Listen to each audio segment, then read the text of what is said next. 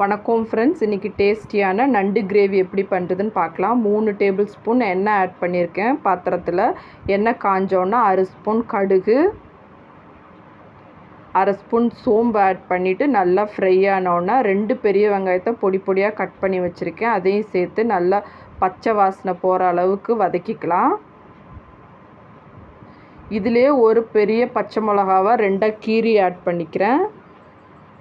கருவேப்பிலை, 3/4 ஸ்பூன் இஞ்சி பூண்டு பேஸ்ட்டு ஆட் பண்ணிவிட்டு இஞ்சி பூண்டு பேஸ்ட்டு பச்சை வாசனை போகிற அளவுக்கு நல்லா வதக்கிக்கலாம். நல்லா வதங்கிருச்சு. இதில் 2 பெரிய தக்காளியை நல்லா பொடியாக கட் பண்ணி வச்சுருக்கேன். அதையும் சேர்த்து நல்லா வதக்கிக்கலாம்.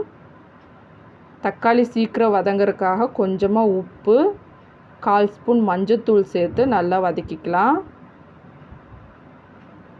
தக்காளி வெங்காயம் நல்லா வதங்கிருச்சு. இப்போது இதில் க்ளீன் பண்ணி வச்சுருக்க நண்டை சேர்த்துக்கலாம்.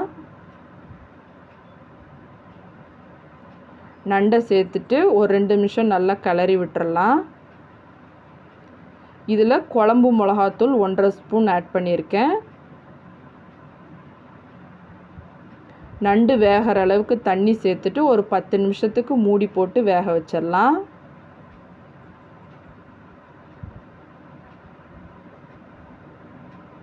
ஒரு மிக்ஸி ஜார் எடுத்திருக்கேன். இதில் ஒரு கைப்பிடி அளவு தேங்காய், 1/4 ஸ்பூன் மிளகு, ஒரு சின்ன ஸ்பூன் அளவில் 1 ஸ்பூன் சோம்பு, 5 சின்ன வெங்காயம் சேர்த்துட்டு நல்லா மைய அரைச்சி எடுத்துடலாம்.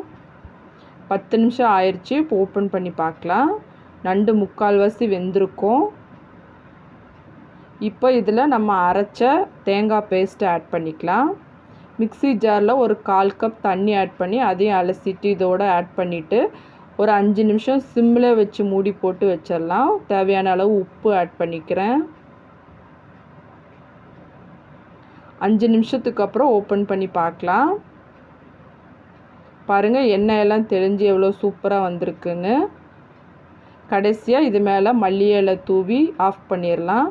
அவ்வளோதாங்க, டேஸ்டியான நண்டு கிரேவி ரெடி ஆயிடுச்சு. நீங்களும் வீட்டில் இதே மாதிரி ட்ரை பண்ணி பாருங்கள். இவ்வளோ நேரம் இந்த வீடியோ பார்த்ததுக்கு ரொம்ப நன்றி. வணக்கம்.